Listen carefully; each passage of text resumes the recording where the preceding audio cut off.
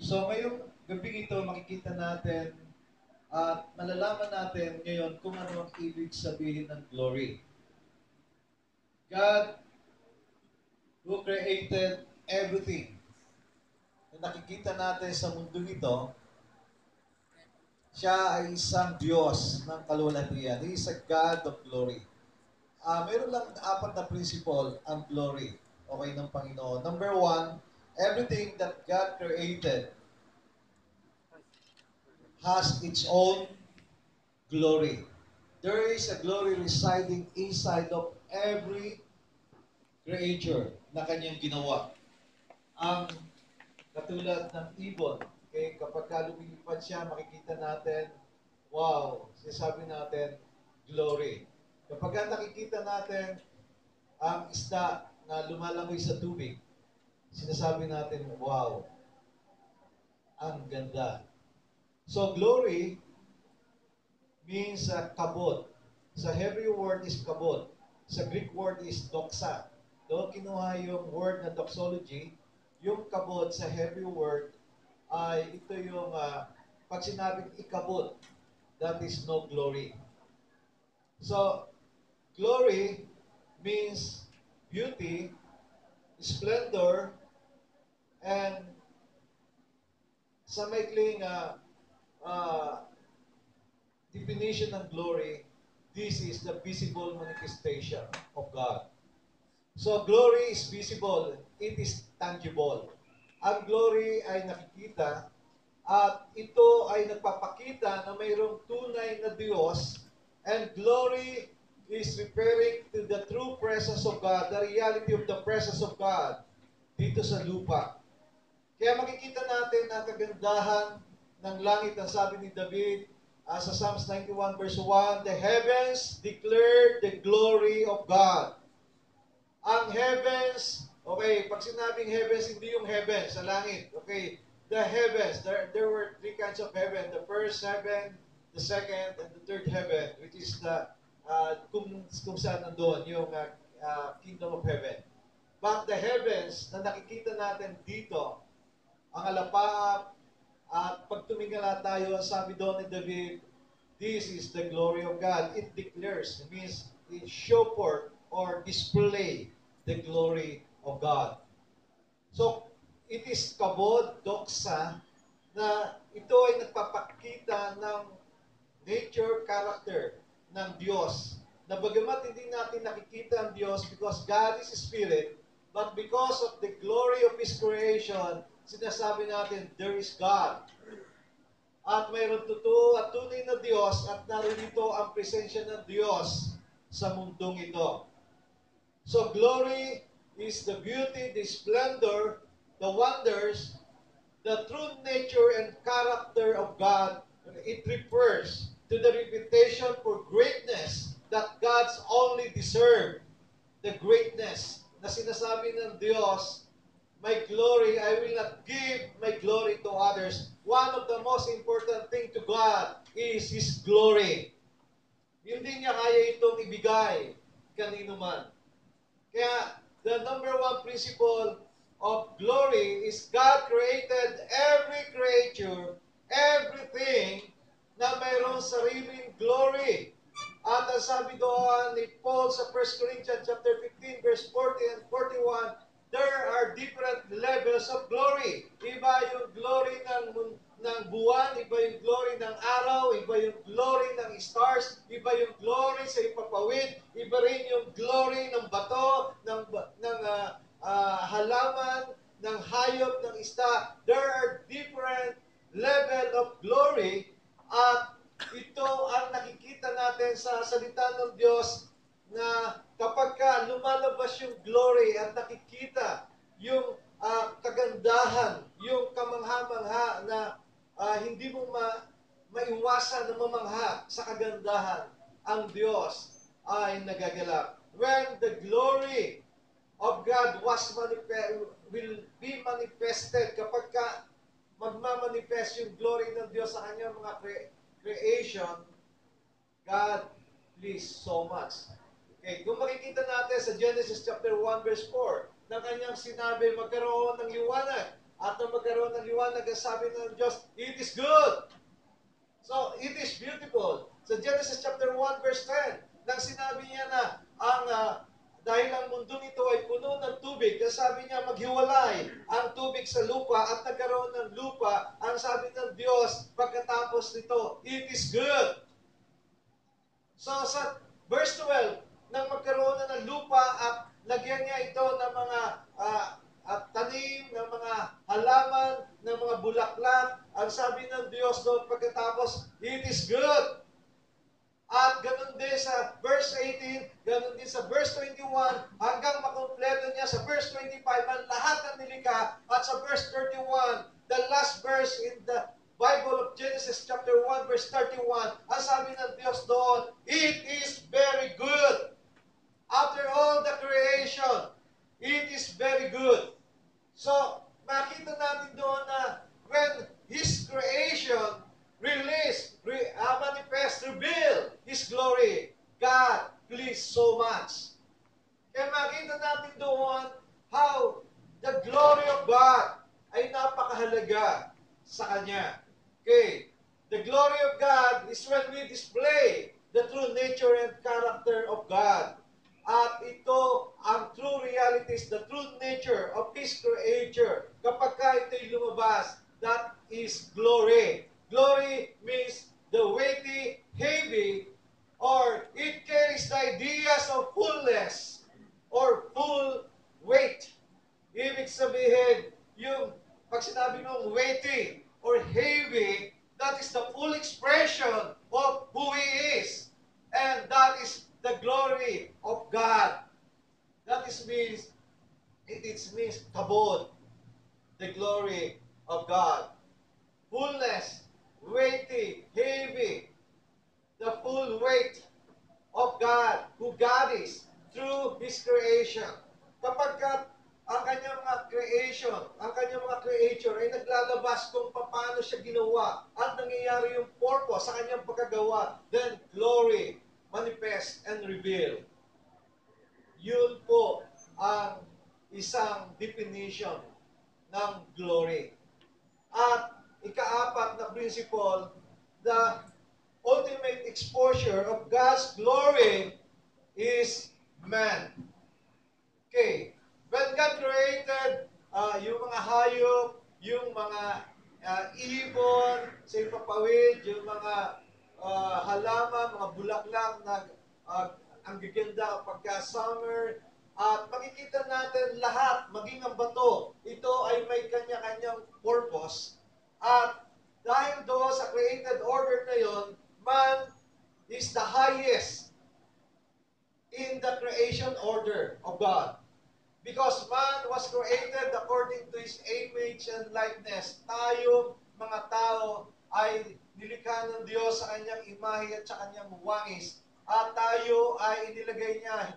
God put us in our perfect environment, which is Eden. The Garden of Eden means the portion of heaven na kinuha ng Diyos, ang portion ng langit itinanim sa lupa, and Eden is only the realm on earth na nagsasama ang realm of heaven at ang realm ng mundong ito. Eden is the perfect environment of man, at doon inilagay ang unang lalaki na si Adan, na katulad mo at katulad ko. At si Adan noon ay nabubuhay doon sa Garden of Eden. Wala pa si Eva, at Adam is working, binigyan siya ng trabaho ng Diyos. His vocation is to work, to manage, to nourish, to nurture, to cultivate, to keep Eden, symbolizing the presence of God. At ang tao na ito ay nilikha ng Diyos for the purpose of His fellowship and with the intimacy with Him bilang kanyang anak. At si Adan ay kahit wala siyang asawa, wala siyang kasama doon, mayroon siyang tunay na kagalakan at mayroon siyang complete fulfillment. He did not only found his work, but he found his purpose with God. So in the presence of God, Adam found his purpose. At habang ginagawa ni Adam yung purpose na yon, the glory of God manifest and revealed to Adam, and Adam was surrounded by the glory of God. Kaya humutubad sila noon because hindi nakikita kung ano ang katawan, ang parte ng katawan, because they were surrounded by the glory of God in the Garden of Eden, in the presence of God. They are doing their purpose, and the glory of God was manifested and revealed. And God is so pleased to Adam and Eve. So makita natin dito, this is who we are.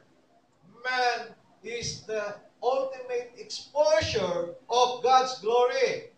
Kapag ka nakikita ng Diyos ang karakter niya sa atin, ang kanyang quality attributes, ang ating pagkalikha kung sino tayo, then God is pleased and we reveal the glory of God like Jesus. And John chapter 1 verse 14, ang sabi doon, Jesus came to earth as the glory of God. And Hebrews chapter 1 verse 3, Jesus is the radiance of His glory. And Colossians chapter 1 verse 15, Jesus is the exact representation of the image and likeness of God. So, makita natin dito the full weight of the glory of God is Jesus. Pinalitan niya si Adan. Alam na natin kung ano nangyari sa unang lalaki na si Adan.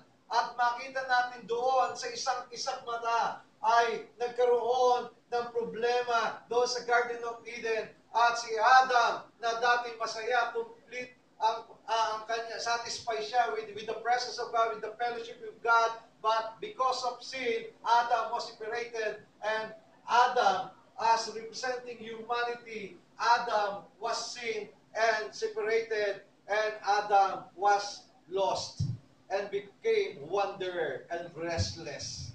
Ang unang lalaki na ito.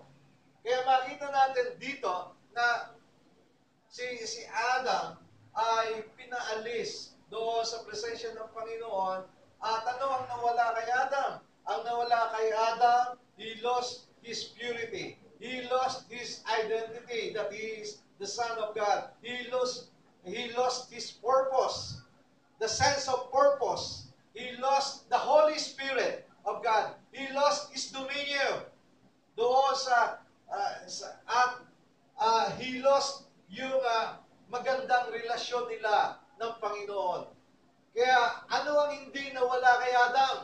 Hindi nawala kay Adam ang langit. Dahil si Adam naman, hindi taga-langit. Siya, ang tao, tayo nilikha para sa lupa. Hindi nawala kay Adam ang katawan, hindi nawala kay Adam ang kanyang espiritu, ang kanyang kaluluwa, hindi nawala kay Adam yung kanyang potential abilities, talents, and gifts.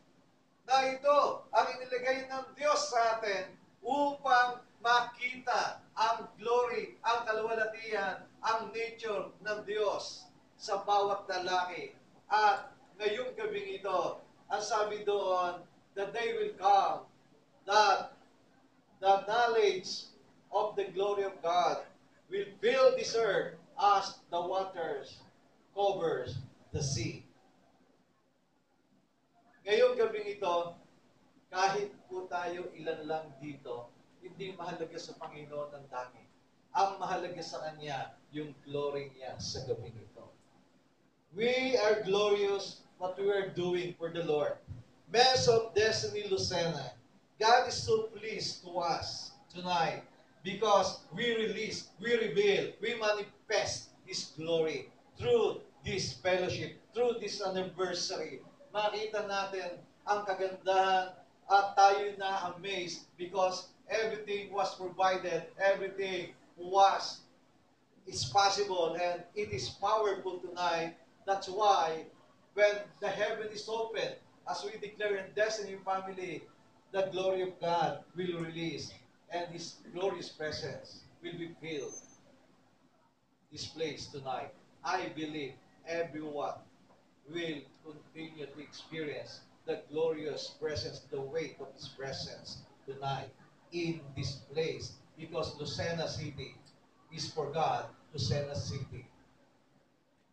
At ang Quezon Province ay para sa Panginoon to release the glory of God and greater things is coming yet sa bawat isa sa atin. Salamat natin ang You are glorious. Sabihin mo nga sa katabi mo. Wow. You are glorious. You are revealing the glory of God.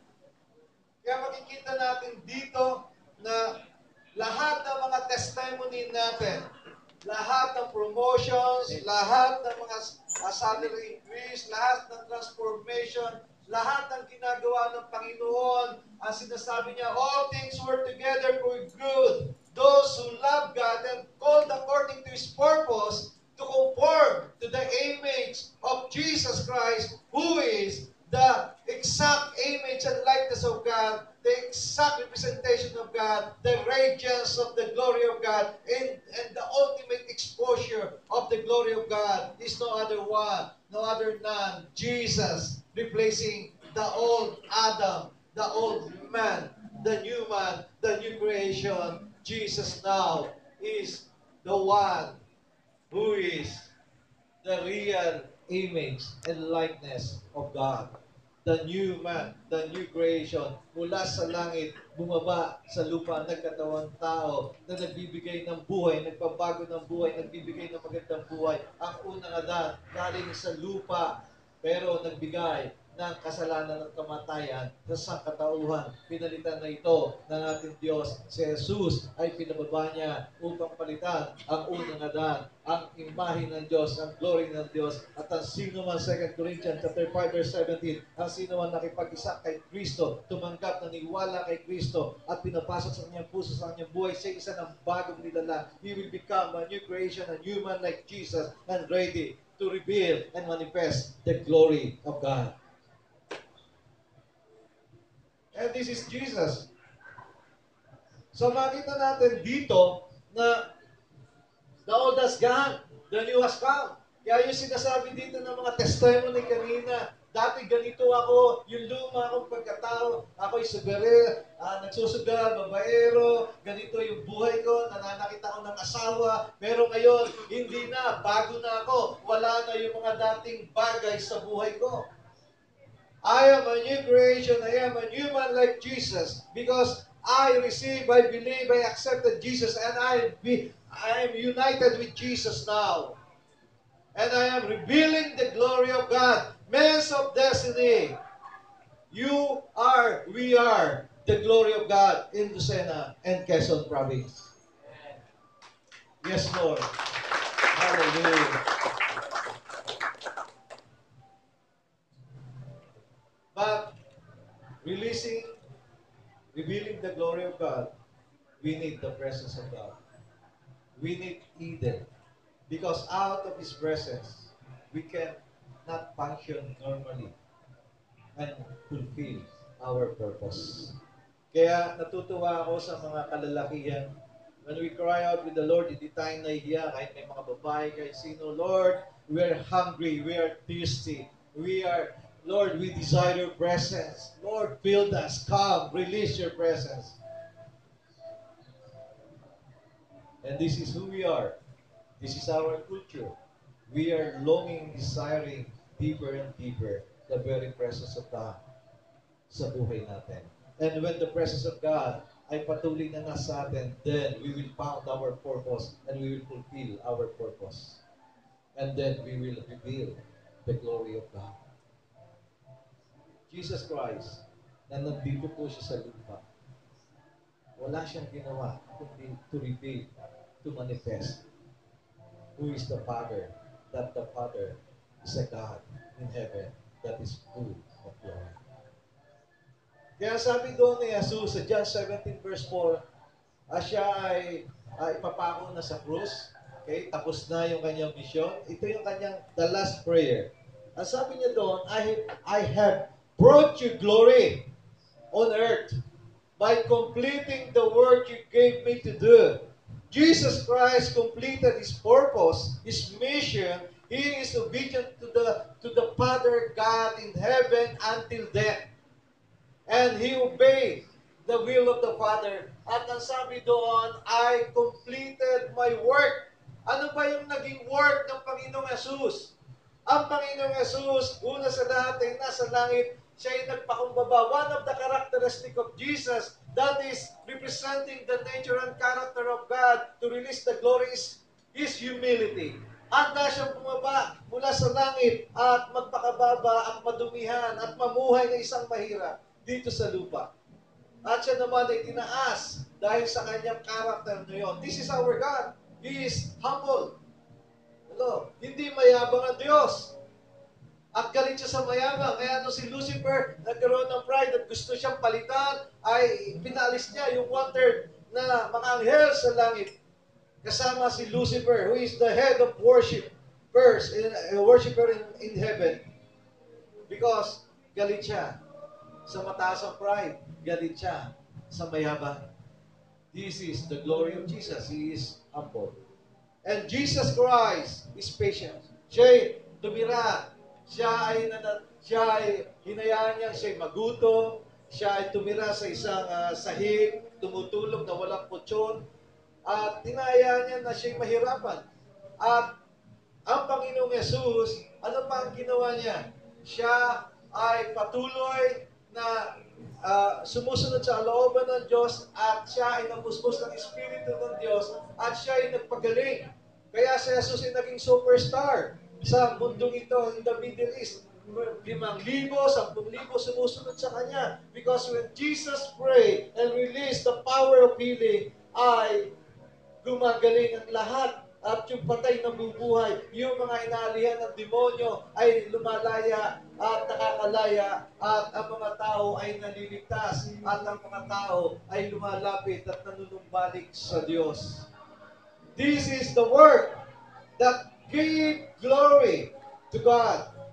And Jesus Christ did it, not only that works, but He discipled 12. He discipled 72. And this is it. At sabi niyo, I was completed my work. Hindi pa naman siya namamatay. Hindi pa naman siya tumitigis ng dugo. Hindi pa siya namamatay para sa kasalanan natin. But He completed the work already. What is the work? Revealing, manifesting the glory of God. So, Destiny Lucena, let us continue to be like Jesus. Let us continue to be an ambassador of Christ. Let us continue to reconcile people to God like Jesus. Let us continue to preach the good news of salvation. Let us continue to pray with all our faith. Pray for healing. Cast out demons. Jesus Christ destroyed the works of the enemy here on earth.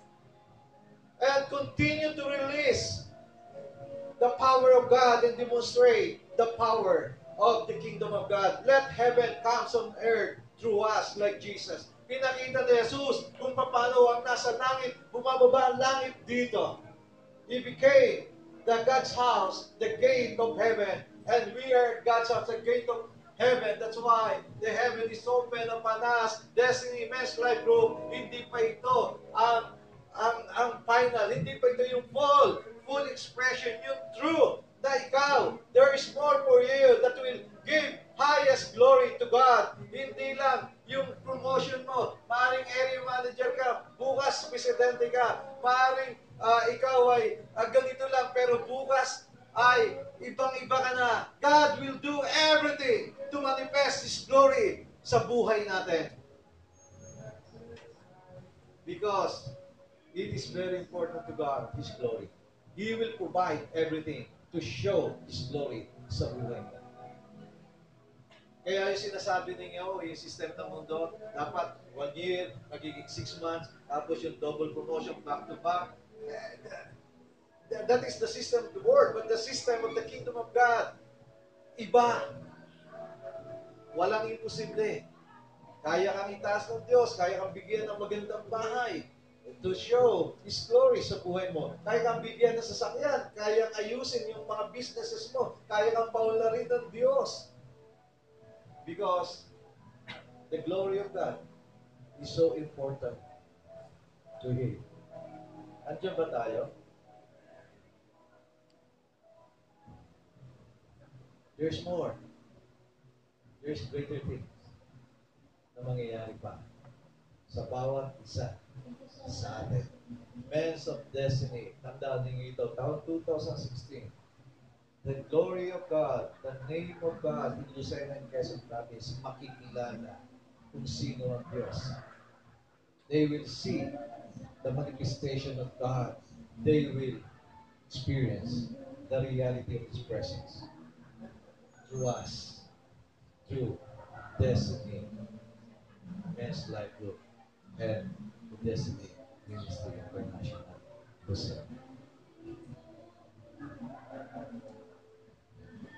This is who we are. Kaya kapatid, kaibigan, may pagkakataon pa tayo. Let us go under the authority of Jesus. Let us believe, receive, be united with Jesus. Be one with Jesus. Ang lahat ng bagay ay mangyayari at magagawa. Last verse, John 14:12. Sabi ng Panginoong Yesus, ang lahat ng ating ginawa, lahat, walang hindi. Basahin natin. I tell you the truth, this is the truth. Anyone who has faith in me will do what I have been doing. He will do even greater things than this because I am going to the Father. This is Destiny Men's Life Group. Magagawa natin ang lahat ng ginawa ni Jesus, higit pa sa kanyang ginawa to reveal and manifest the glory of the Father because Jesus will come back to heaven at aantayin niya tayo doon na lahat na nagbibigay ng kalulatian at pumalik sa kanya dito sa mundo ay magkakaroon ng tunay na buhay at buhay sa kabilang buhay.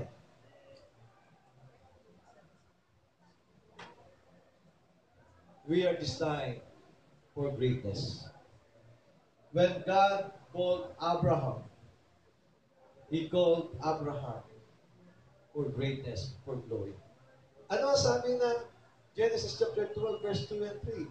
Ang sabi niya kay Abraham, Abraham, I will bless you. And I will make your name great so that you will become a blessing and you will become a great nation. Okay. At ano ang sabi doon? Kay Abraham lang ba ito? Pangako? Hindi. Ano sabi ng Galatians chapter 3, verse 26 to 29? Ang lahat ng nakipag-isa kay Kristo. Ito po yung sinasabi ko kanina pa. You are all sons of God through faith in Christ Jesus, 27. For all of you who were baptized in Christ have clothed yourself with Christ, 28. There is neither Jew nor Greek, slave, nor free, male, nor female, for you are all one in Christ Jesus, verse 29. If you belong to Christ, then you are Abraham's seed and heirs according to the promise. And what is the promise of God to Abraham? Abraham was received a covenant promise of God to be a great, to be a glorious man here on earth. At si Abraham ay habang tumatanda, yumayaman siya. And he revealed the glory of God. Kaya makita natin dito na tayo pala ay seed ni Abraham. Tayo pala ay kasama sa pangako ng Diyos kay Abraham. God is a God of covenant. It is a vow, not only a promise. Gagawin ito ng Diyos. Ayaw mo man o gusto, ito'y magaganap at ito'y mangyayari. Ito ay gagawin ng Panginoon that everyone will become great for His name to reveal His glory. God will bless us more so that we can bless more people and we'll become a great church, a great men's life group of Destiny and Quezon Province. Amen. Yes, Lord. Sabihin mo nga sa katabi mo, you have greatness inside of you. There is a glory reside in you. Kailangan lang alisin yung mga junk sa buhay natin. Kailangan lang tayo ay marunong sumunod katulad ni Jesus para lumabas yung potential, abilities, talents, and gifts. And will become an influencer. Will become one of the great name in Lucena. Alam mo, halimbawa, wow, pag sinabing Tope Regidor, wow, kilala ka agad, hindi lang si Don ang kala, hindi lang si Talaga. Pag sinabi si Banjo, wow, it's a great name. Pag sinabi Destiny, wow, it's a great church.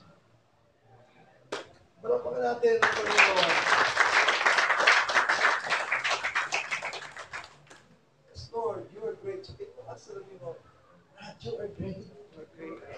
Ilabas mo na yan. Ilabas mo na yung potential mo. Ilabas mo na yung ability mo. Ilabas mo na. Sumunod ka na kay Jesus. Pag-isa ka kay Jesus, tanggapin mo siya. Gawin mo siyang Panginoon ng buhay mo. At you will become like Jesus that will reveal the glory of God. Ano ba tayo? Wow. Napakalaki ng pag-asa pa natin. Di ba? Ito natin, the promises of God. Be great, this glory, because we are the ultimate exposure of His glory here on earth. Man like Adam. Abraham is a man. Jesus is a man.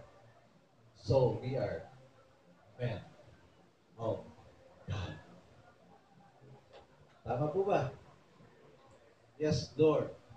So ngayong gabi ito, nais ko tapusin ang mensahe nito ng Panginoon sa bawat isa sa atin. Napaka-importante ng power of declaration. When we declare, something is happen in the spiritual realm. When we declare, the angels are busy. The angels are ascending and descending para gawin ang ibinideklara ng mga anak ng Diyos na nagbibigay ng kalwalatian sa kanyang dakilang Panginoon. Pero bagong lahat, nais ko na tayo ay tumungo sandali. At nais ko na bawat isa na nagnanais ng isang buhay na magbibigay ng kalwalatian, ng glory, ng greatness, ng beauty sa Panginoon, magsimula ka kay Jesus. Without Jesus, we cannot do nothing. We're still sin. We're still an old man like Adam in the Garden of Eden. We're sinner. We have an old nature. Kahit anong gawin natin, hindi natin kayang baguhin, linisin ang ating mga sarili, ang ating mga buhay. Ang kailangan mo ngayon, number one, is Jesus. Nais mo bang tanggapin, paniwalaan si Jesus ngayong gabi nito? Nais mo ba na papasukin sa iyong puso at gawin mong Panginoon, tagapagligtas, at si Jesus na ang iyong magiging Panginoon simula ngayon? Hindi na yung sarili. Nais mo ba makipag-isa kay Jesus? Sapagkat ang lahat ng mananampalataya sa Kanya ay magagawa ang lahat ng Kanyang ginawa na higit pa sa Kanyang mga ginawa. At ang lahat na nakipag-isa kay Kristo ay isa ng bagong nilalang. Ang nakipag-isa kay Kristo ay kasama sa angkan ni Abraham at kasama sa pangako ng Diyos kay Abraham to be great, to reveal and manifest the glory of God. We are designed for greatness. We are designed for victory. We are living from the favor of God because Jesus finished everything doon sa krus ng Kalbaryo. And we become righteous because of Jesus' righteousness before the Lord. When you receive Jesus, you will stand in the righteousness of God. And you are setting up. God is setting up every one of us tonight, starting tonight. We will reveal, manifest His glory. His image, likeness, character, attributes will be seen, will be released, will be manifest. People will see because glory is visible, glory is tangible. You are the ultimate exposure of God's glory. And God is pleased when we release His glory. Kapag ka natuwa ang Diyos sa atin, kapag ka natuwa ang hari, sasabihin ng hari sa iyo, kahit kalahati ng aking kaharian, sabihin mo at ibibigay ko sa iyo. When the King pleased to us, because we release the glory, then we will receive everything. God will provide everything to reveal His glory sa buhay mo. But you need humility. You need to be like Jesus. You need to surrender your life to God. You need to repent before the Lord tonight. And ang lumang pagkatao ay mawala na, mamatay na, at mabuhay ang bagong pagkatao sa pamagitan ng pagtanggap mo sa bagong tao, sa bagong nilalang mula sa langit, ang Panginoong Jesucristo Jesus, na siyang full expression ng glory ng Panginoon. So, men of destiny, right now, God is setting up 2016 for a great, great year for every one of us. Ato sa aming mga bisita, kayo ay kasama dito sa nilikha ng Diyos to reveal His glory. Ang kailangan mo, katulad ni Jesus, magpakumbaba ka.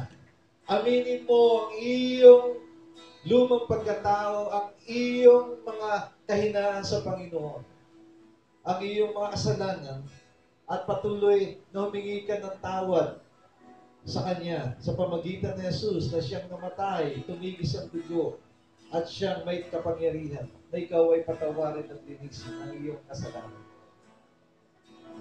Pagkatapos mo mag-surrender sa Panginoon ngayon, ang Espiritu ng Diyos ay babalik sa iyo. Everything will be restored. What Adam lost in the Garden of Eden will restore to us our identity being a son of God. God will restore our sense of purpose. God will restore our dominion. We can create our own atmosphere and we can shape our own environment. We can control circumstances in the name of Jesus. And we will become victorious in all the ways, in all time sa buhay mo. And God will reveal through you His glory.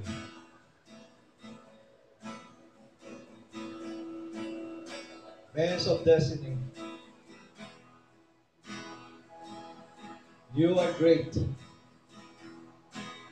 You are the victors.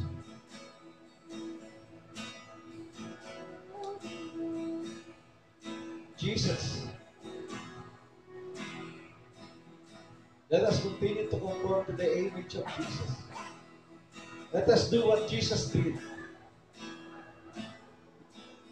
Let us complete our purpose, our vision. Let us continue to desire more of His presence in our life.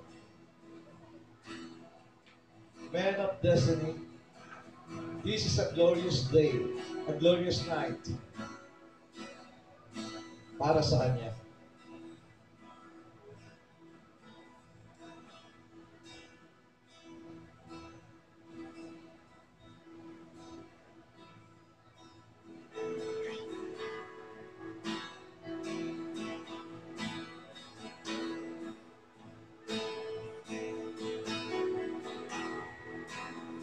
Nais mo ba tanggapin ng Panginoong Jesus sa gabing ito? Taas mo lang ang iyong kamay sa iyong natatayuan. And I will pray for you. Nais mo ba na bumalik doon sa presensya ng Panginoon? Gusto mo bang ibalik sa iyo ng Diyos ang nawala sa iyong buhay? Start with Jesus. Right now. Nais mo bang paniwalaan, tanggapin anong palatayanan at taniyan si Jesus ngayon sa buhay mo? Kung ito ang nais mo, nais ko na makita ang iyong kamay, itas mo lang sa iyong kinatatayuan. Salamat, salamat. Nakikita kayo ng Panginoon. Your heart, your humility before Him, your repentance. Right now, nais mo ba na patuloy na paguhin ng Panginoon at maranasan mo yung mga narinig yung testimony sa lugar na ito? Ito ay para sa atin. When the testimony release, we declare prophecy. ang lahat na nangyayari ng mga nakaraan sa buhay ng bawat isa ay pwedeng mangyari sa iyo. It is a prophecy. Meron ka bang gusto ngayon 2016 na hindi mo mangyari sa buhay mo sa maraming taon ng iyong buhay? Are you struggle? It's not the time to surrender everything to the Lord. Kasi sinasabi niya, wala tayong magagawa kung hiwalay tayo sa Kanya. Sinubukan mo na maraming oras at maraming pagkakataon at maraming paraan at strategy. Pero wala pa rin nangyari sa iyong buhay. So para doon sa tumaas ng kamay, I want you to pray and follow after me. Panginoong Jesus, nais ko pong manampalataya sa iyo at maniwala sa iyong ginawa doon sa krus ng Kalbaryo, sa iyong kamatayan at muling pagkabuhay. Ito ay pinaniniwalaan ko at naniniwala ako na ito'y ginawa mo para sa amin. Panginoong Jesus, salamat. At nais ko na humingi ng tawad. Patawarin po ninyo ako sa lahat ng aking mga pagkakasala, lahat ng aking pagkukulang, Panginoon. Hindi ko alam.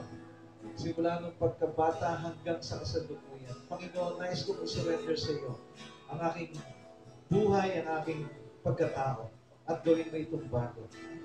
Panginoon Jesus, tinatanggap kita. This is your decision tonight. Jesus, I receive you. I accept you as my Lord, my Savior, and my King. And starting tonight, Lord, I want to be with you. I will be united to you, Jesus. And I believe, Lord, tonight, tapos na ang lahat, Panginoon, ng pagkilos ng kaaway sa buhay ko. At ako ay lumipat na sa iyong kaharian, the kingdom of the Son of God, the kingdom of light. And now, Lord, I am prepared to receive everything from you. Ang iyong pangako, nais mo, Panginoon, your plans to us is to prosper us and to give us future and hope. Panginoon Jesus, salamat sa iyong pangako na ikaw ay pumunta dito upang magbigay ng buhay na ganap, buhay na kayaya, at kumpletong buhay. And your glory, Lord, is so much treasure to us. We love your glory. And help us, O God, to show your glory, Panginoon, sa buhay ng bawat isa sa amin. And tonight, I declare, O God, Destiny Men's Life Group, 2016 is a different year, Panginoon. And there will be multitude. 100 men's, a warrior, an army of God will raise up in this church, Panginoon, to invade Quezon Province and Lucena City. You will transform more lives. You will change more lives, Panginoon. Continue, O God, to show your glory. To show your glory. To show your glory. And let Lucena and let Quezon Province, O God, filled with the knowledge of your glory. Jesus is the glory of God. Let us continue to preach, to declare Jesus, because He is the glory of God. And this is Habakkuk, the fulfillment of prophecy of Habakkuk, that one day the whole earth will be filled with the knowledge of the glory of God. And this is now, Lord, tonight, we started to fulfill that prophecy. Panginoon, salamat. Salamat sa lahat ng iyong ginawa sa loob ng isang taon. Sa iyong kabutihan, sa iyong katapatan, sa iyong dakilong pag-ibig, kay naging matyaga sa amin. Salamat sa lahat ng pagpapala, sa promotion, sa breakthrough, sa kaligtasan ng aming mga mahal sa buhay. Salamat, Panginoon, sa lahat ng iyong ginawa. At patuloy namin itong ibinabalik sa iyo ang pinamataas na pasasalamat at pagpupuri at ang kaluwalhatian ay sumaiyo lamang, Panginoon. Sa pangalan ng Panginoon Yesus, ang lahat ay magsabi ng Amen.